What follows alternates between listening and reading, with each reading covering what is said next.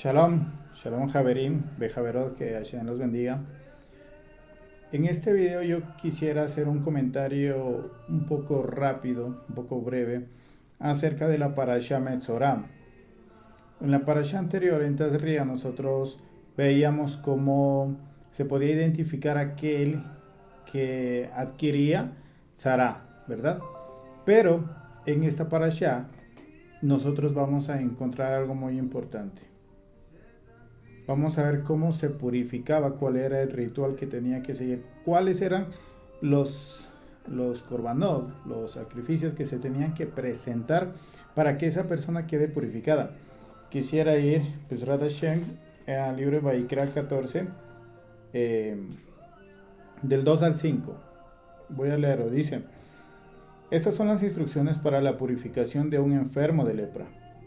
El enfermo será llevado ante el Cohen, el cual saldrá fuera del campamento para examinarlo. Si el Cohen ve que la llaga leprosa del enfermo ha sanado, mandará a traer para el que se purifica, ojo con esto, dice 2 pajarillos vivos y que sean puros, madera de cedro, tela roja e hisopo, 4 elementos, los 2 pajaritos, la madera, la tela roja y el hisopo.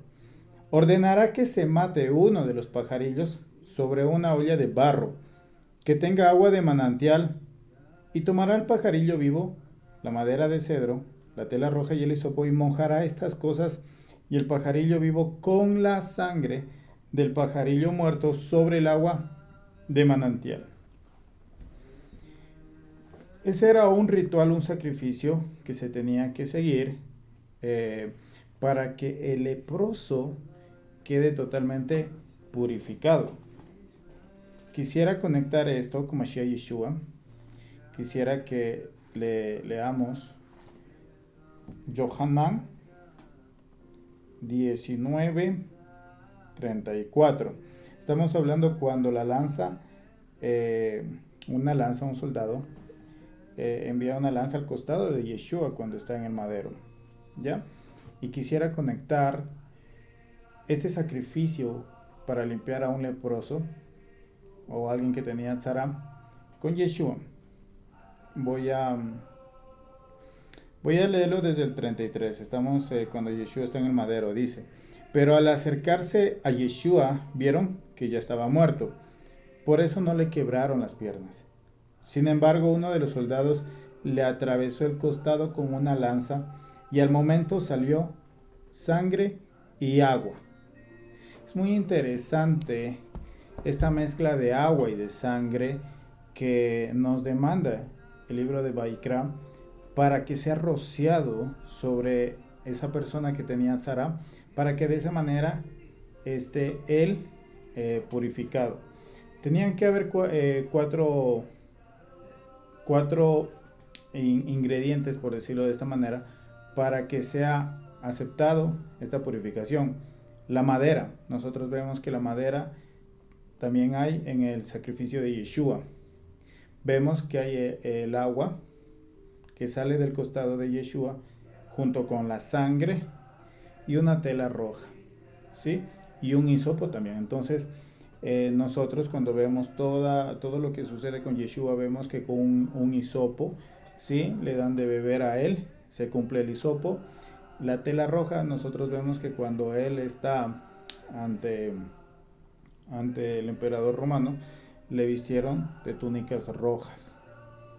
Se cumple. Y tenemos también la madera. Es decir que en esto que está aconteciendo ahí, Yeshua también está limpiando a todos los que en él creen de esa lepra espiritual, de ese tzara, sí, que todos nosotros hemos adquirido a causa de nuestro pecado. Recordemos que el tzara daba a las personas por varios pecados. Tenemos lo que es el asesinato, la fornicación, el adulterio, la mentira, por varios pecados. Mas sin embargo, vemos que un pecado que prepondera sobre los demás es la lashon hara. ¿Cuántos de nosotros no hemos cometido lashon hara? Quien no ha mentido, ha continuado un chisme, ha engañado, ¿verdad?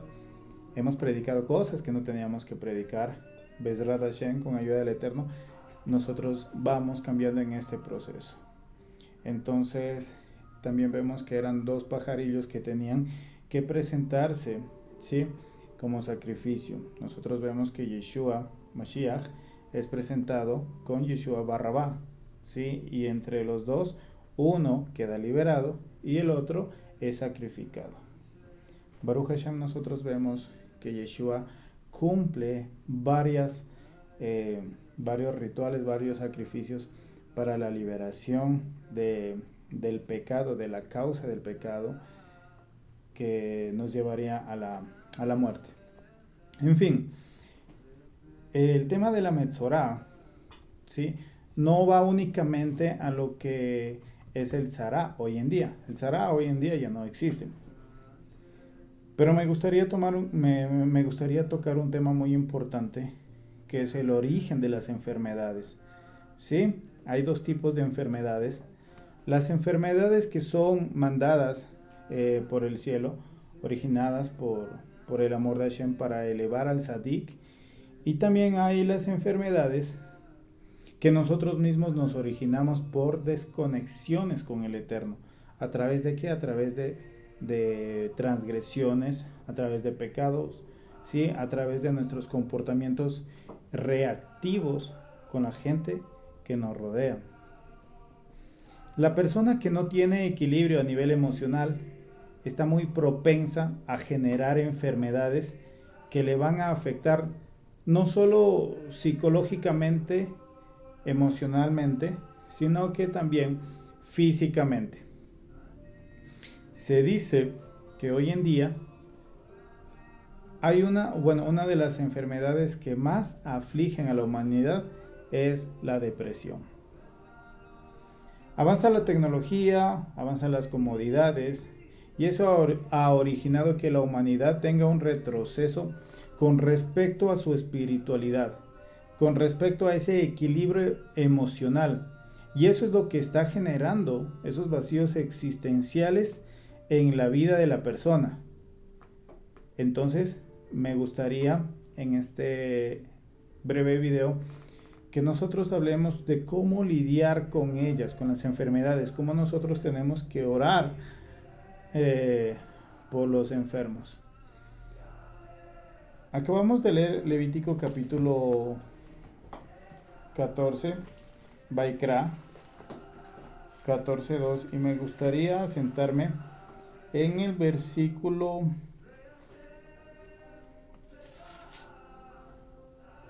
2. Miren lo que dice.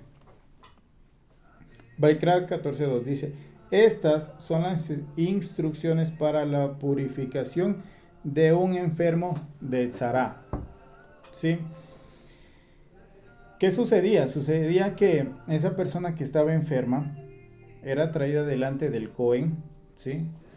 Nuestros sabios de bendita memoria dicen que en la antigüedad la medicina obviamente no estaba desarrollada, ¿sí?, como lo está hoy, tampoco la tecnología. Entonces los enfermos de Am Israel tenían que acudir al médico del alma.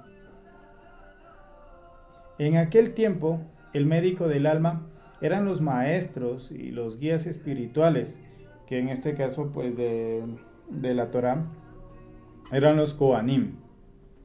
¿Ya?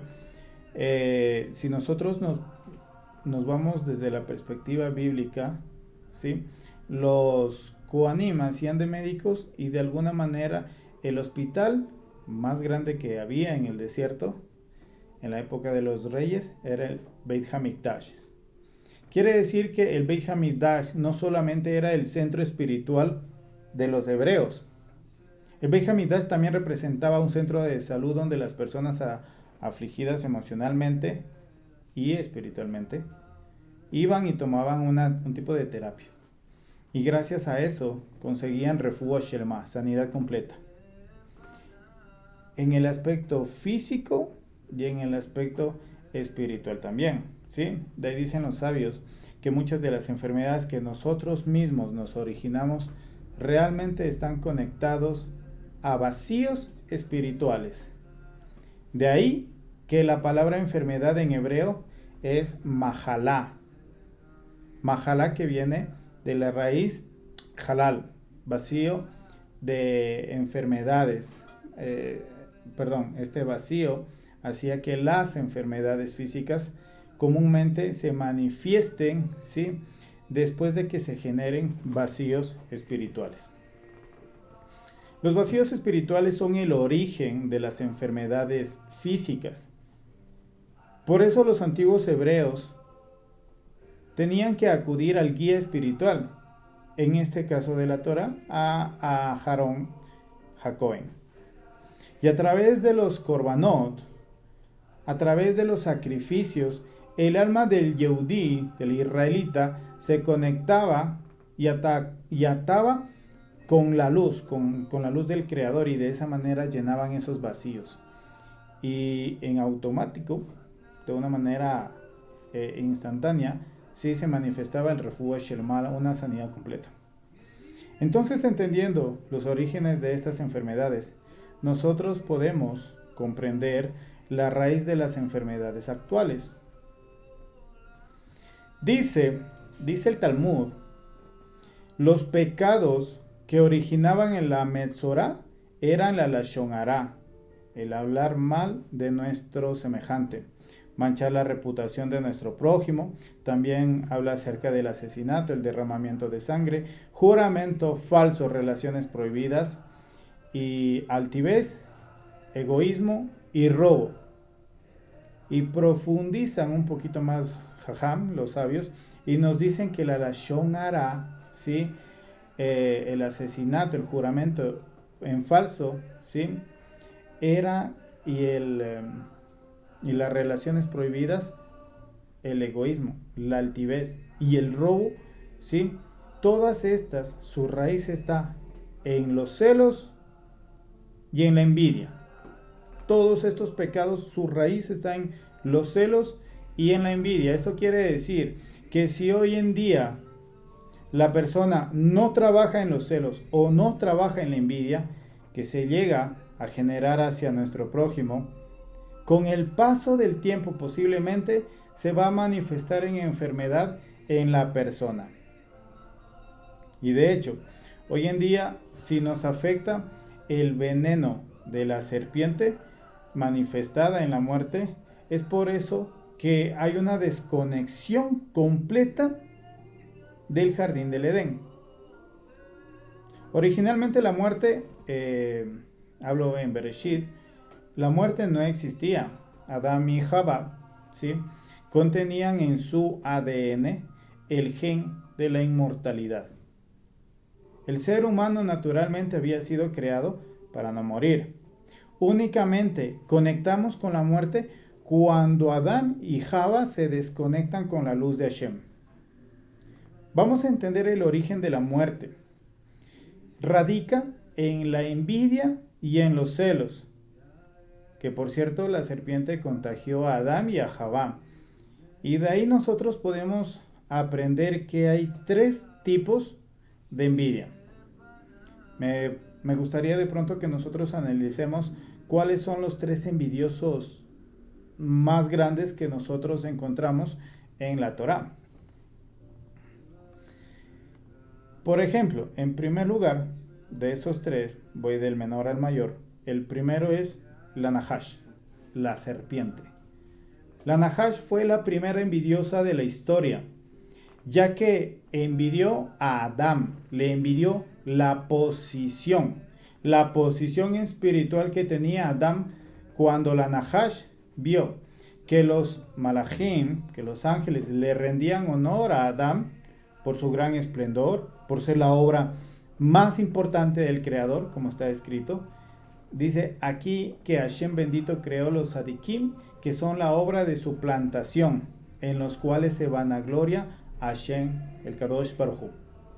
En ese momento la Nahash, que también poseía una luz espiritual, empezó a envidiarlo por su posición espiritual. Y eso originó que tramara el plan para seducirlo y hacerlo descender de su nivel. Bueno, y al final lo logró, ¿verdad? El segundo envidioso de la historia que nosotros encontramos en la Torá es Caín. Caín envidió a Jebel por todo lo que él poseía. De hecho, deben saber que Caín y Jebel nacieron con almas hermanas. Estas almas hermanas estaban destinadas a ser pareja de sus propios hermanos, porque uno puede llegarse a preguntar, de pronto, si Adán y Jabá, Caín y Abel eran los primeros moradores de la tierra, ¿sí? ¿Con quiénes se iban a casar? Bueno, la Torá nos enseña, nos muestra que Caín nace con una alma hermana, pero a diferencia de Abel, Abel nace con dos almas hermanas. Y entonces ahí sucede este acontecimiento en el que Caín empezó a envidiar a Jebel, porque dijo, pues ¿cómo va a ser posible que yo, siendo el primogénito, tengo solo una mujer y él, Jebel, que es el menor, tiene dos mujeres? Y eso es injusto. Yo debería tener dos, o por lo menos tener dos. Entonces empezó a envidiar lo que Jebel, su hermano, poseía. Bueno, y nosotros ya sabemos cómo termina la historia de Caín y Jebel. Y me gustaría tocar al tercer envidioso top de la Biblia, que es Korah. Korah, según la Torá, nosotros vemos que envidia a Moshe por su posición espiritual. Aquí aprendemos que hay tres tipos de envidia. La envidia de la serpiente, la envidia de Caín y la envidia de Korah. La envidia de la Nahash de la serpiente representa a la envidia por la posición de nuestro semejante.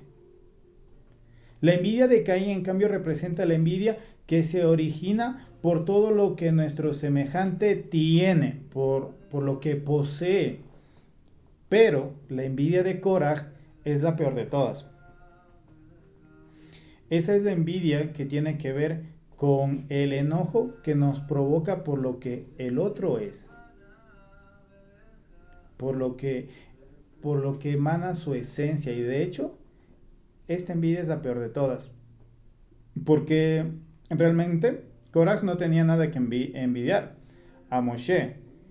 Posición espiritual, Korah lo tenía, era uno de los elegidos para servir dentro de los quehaceres del Mishkan.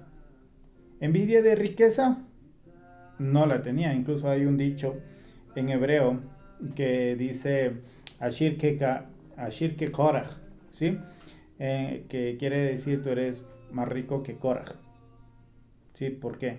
Porque Korah tenía mucha riqueza, él sí tenía bastante dinero. O sea que no tenía prácticamente Korah que envidiar de nada a Moshe. Pero entonces, ¿dónde se originaba la envidia? ¿No? Por lo que tenía Moshe, no. Por la posición que ocupaba Moshe, tampoco. Sino que la envidia de Korah era por lo que Moshe era, por su esencia. O sea, para entender esto, ¿cómo alguien puede pretender algo por lo cual no ha trabajado? Korah tenía todo excepto lo que era la esencia de Moshe Rabbeinu. Tenemos que analizar por qué muchas veces si la persona enferma, ¿sí? Esto es porque no ha lidiado con celos y con envidia, que puede estar experimentando en su corazón. Los sabios nos dicen que las enfermedades, cuando son originadas por un desequilibrio espiritual y emocional, tienen como propósito estas enfermedades de corregirnos y acercarnos más al Creador, a Boreolam. Antiguamente se ofrecía un corbán.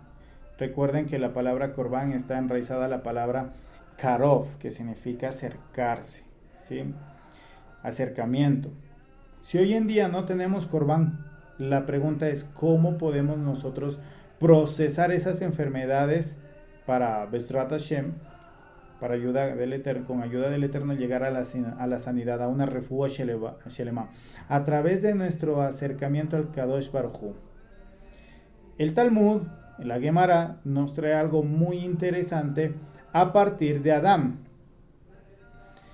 Dice que a partir de Adán surge el gen de la muerte, o sea que los moradores de la tierra tenían que morir, ¿sí? Sin embargo, la muerte en ese tiempo era repentina, o sea que uno estaba aparentemente bien y de un instante al otro moría.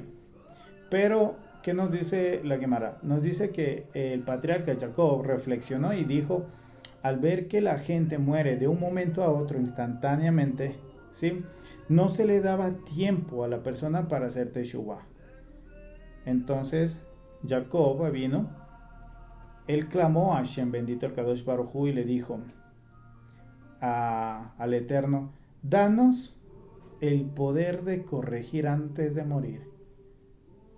Danos enfermedades para que a través de ese proceso nos podamos acercar a ti y que no de un momento a otro perdamos la vida sin tener la oportunidad de ejercer nuestro libre albedrío y acercarnos a ti y arrepentirnos de nuestros pecados. El Kadosh Baruj Hu, cuando escuchó la plegaria que dijo Jacob, dijo, buena cosa has pedido. Tú serás el primero en padecer enfermedad. Y la Torah nos relata que Jacob en sus últimos días enfermó. Y gracias a ese tiempo de enfermedad, él pudo organizar su casa, pudo reunir a todos sus hijos, pudo bendecirlos, él pudo hacer teshuvah, ¿sí?, de cualquier transgresión que haya cometido en la vida. Y entonces se pudo despedir en paz. Aquí vemos que la enfermedad muchas veces cuando nos aflige, Hasbe Shalom, no tengamos que pasar por enfermedades crueles, pero muchas veces esas enfermedades tienen como propósito el que la persona recapacite y ordene su casa.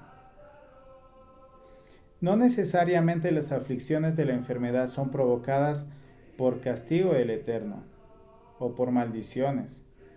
No. Muchas veces las enfermedades son para reorganizarnos a nosotros mismos.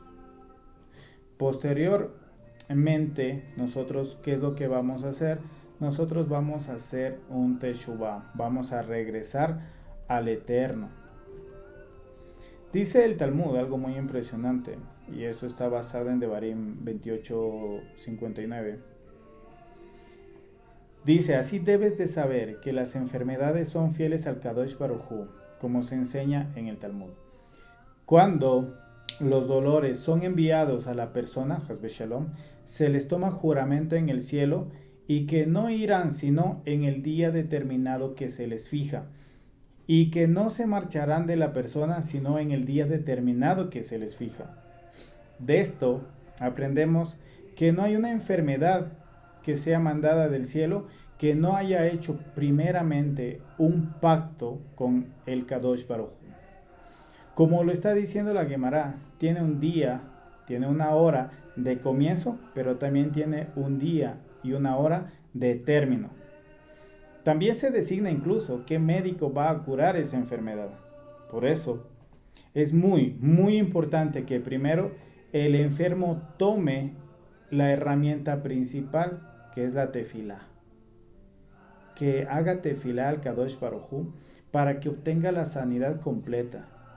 Pero también debe buscar, pues obviamente, la ayuda profesional, debe ir al médico, ya que el Kadosh Baruj Hu decreta también la cura a través de los doctores y también de los medicamentos que son designados aún antes de que esa persona se enferme. Hay algunas recomendaciones que los sabios de Israel nos dan para poder nosotros ayudar a un enfermo, ¿sí? Para poder transmitir refuah shelema que el enfermo tendrá. Me gustaría compartir con ustedes, para ir terminando, algunas maneras en las que podemos ayudar. Número 1. Cuando la persona ya está afligida por los dolores de una enfermedad, este debe pedir por sí mismo, por él mismo, sanidad. Porque al hacerlo con un sentimiento profundo, con un dolor en su corazón y con una plegaria, esta tefilá es bien recibida por Kadosh Baruj Hu. Muchas veces creo que nos ha pasado que cuando alguien se enferma y que no es muy creyente en Hashem, ¿qué es lo primero que hace? Él pide a sus familiares o a sus amigos que hagan tefilá por él, que oren por él. Pero no va a haber resultado alguno si él, enfermo mismo, no cree, no hace tefilá por él mismo, ya que de alguna manera el dolor que le están provocando al enfermo es para que él recapacite y para que él se acuerde del Creador. Y nosotros hemos incluso sido testigos de cuántas veces enfermos que están siendo afligidos y amenazados incluso por la muerte y al final del día, bueno, empiezan a hacer tefilá. Pero ¿qué sucede cuando ellos se curan? Dejan de hacer tefilá, ya eso pasó, fue momentáneo, ¿sí? Y ellos no hubo un teshuvá, ¿sí? Original. Entonces luego vuelven a decaer. 2. Es sabido que la oración que se eleva fuera de Israel primero asciende a la tierra prometida, luego sube a Jerusalén y de ahí al templo sagrado y posteriormente llega al trono celestial. De ahí, aquí lo que nos están diciendo es que cuando el que está enfermo hace tefilá por él, va directamente al trono celestial. Es decir, que la persona que está afligida por los dolores de la enfermedad, su plegaria, su tefilá, llega inmediatamente, ¿sí?, hacia el trono celestial. Entonces, ¿cuál es la diferencia entre una persona enferma y una persona sana? Que la persona enferma, su plegaria llega directamente a los lugares sagrados. En cambio, las plegarias de una persona sana tienen que pasar por diferentes mundos, jerarquías angelicales, para que alcance a llegar a los lugares supremos. Pero la tefilá del enfermo llega directamente a las dimensiones espirituales. Tercera recomendación, algo impresionante. Debes saber que la Shejinah de Elohim, la presencia divina, se posa en la cabecera del enfermo. Y por eso es que su plegaria, su tefilá, llega al momento, ¿sí? Por eso se sugiere que cuando nosotros estemos en una clínica, en un hospital o en la casa del enfermo, de preferencia nosotros nos coloquemos a un lado, puede ser a la izquierda o puede ser a la derecha o a los pies del enfermo, pero nunca nos coloquemos en la cabecera, porque ahí posa la presencia divina, la Shejinah de Hashem. Cuarto, dice, no se debe dejar de hacer tefilá por el enfermo mientras éste no sane completamente. Incluso, aunque el médico diga que ese enfermo le quedan pocos días, 7 días de vida, ¿sí? La persona no debe dejar de hacer tefilá. Uno de los errores que nosotros cometemos es que cuando nos enteramos de que ya le queda pocos días de vida al enfermo, menguamos en la tefilá. Y de pronto, ¿qué es lo que decimos? Bueno, cambiamos la tefilá, más bien ahora hagamos tefilá para que descanse en paz, ¿sí? Para que el Eterno lo reciba. No.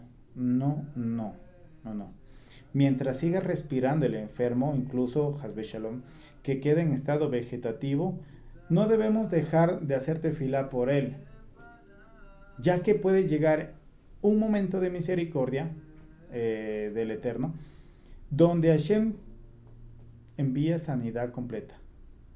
Refuah Shelema. ¿Cuántas veces no hemos escuchado de gente que está en coma y que de un momento a otro vuelve a estar consciente? Porque la vida y la muerte no dependen de los medicamentos, no dependen de los médicos, no depende del hospital ni de la clínica, depende del Kadosh Baruj Hu. Por lo tanto, por más que el médico diga que es enfermo esa persona, que está en agonía, está destinado a morir, nosotros debemos de continuar con la tefilá. Siguiente consejo. Vamos a suponer, ¿sí?, que hay un enfermo que se llama Eduardo, ¿sí? Recuerden que en caso de enfermedad, a este nombre, cuando nosotros hagamos tefilá, le vamos a agregar el nombre de la madre cuando nosotros hagamos tefilá por su sanación. Es decir, vamos a orar de la siguiente manera. Estamos en oración y decimos: pido por Refuah Shelema de Eduardo Ben, que significa hijo, y agregamos el nombre de la madre. Vamos a suponer que el nombre de Eduardo, el nombre de la madre de Eduardo es María. Entonces, cuando nosotros hagamos tefila, vamos a decir: rogamos, pedimos Refuah Shelema por Eduardo Ben María. Eduardo, hijo de María. Y muchas personas pueden ahora estar preguntando: pero bueno, ¿y por qué nosotros vamos a pedir tefilá en el nombre de la madre? Porque cuando la madre tiene dolores de parto, en ese momento hay un malaj que toma esos dolores, esas lágrimas, esa incomodidad, y lo deja a crédito para su hijo. Y cuando el hijo está en peligro de muerte, el malaj acude al dolor que tuvo su madre, y eso abre las puertas de la misericordia. Por eso nosotros es que pedimos Refuah Shelema en el nombre de la madre. Por cualquier otra necesidad se pide por el nombre del padre, ¿sí?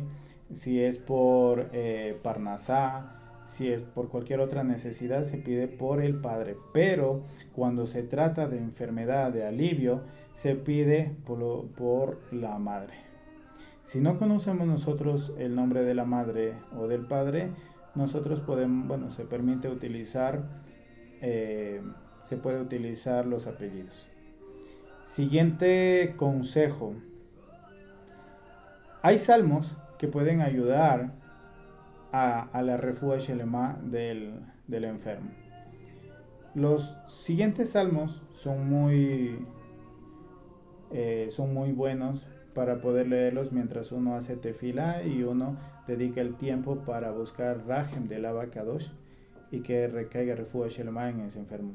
Son los salmos 28, el Teilim 34, Teilim 111, Teilim 112, Teilim 119, 138 y Teilim 145. Esos Teilim son muy especiales para Refuah Shelema. Dice en Jajamín, cuando la persona esté escuchando esos Teilim, debe de contestar muy fuerte la palabra amén, ya que el amén encierra una fuerza sobrenatural que puede romper el mal edicto que está afectando al enfermo. Que la persona o las personas que están acompañando incluso en la tefilá, todos contesten fuertemente amén. Recordemos que la emuná es creer, confiar y obedecer. Y eso encierra la palabra amén, que nosotros estamos creyendo y confiando en el Kadosh Baruj Hu, ¿sí? También otro consejo es que la persona que está orando, que necesita que su enfermo mejore, es recomendable que esa persona dé sedaká. Del Talmud nosotros aprendemos que con 3 cosas, con 3 acciones, se puede declinar un decreto malo levantado de juicio en contra de nosotros: tefilá, ayuno y sedaká. La sedaká es muy importante. Dice también la Gemara que cuando nosotros visitamos las personas que son afligidas por enfermedad, generamos un efecto como que nosotros absorbemos parte de esa enfermedad. Y entonces el afligido empieza a aliviarse. Por eso dicen Jajamín, aquella persona que quiere tener larga vida, que visite constantemente enfermos.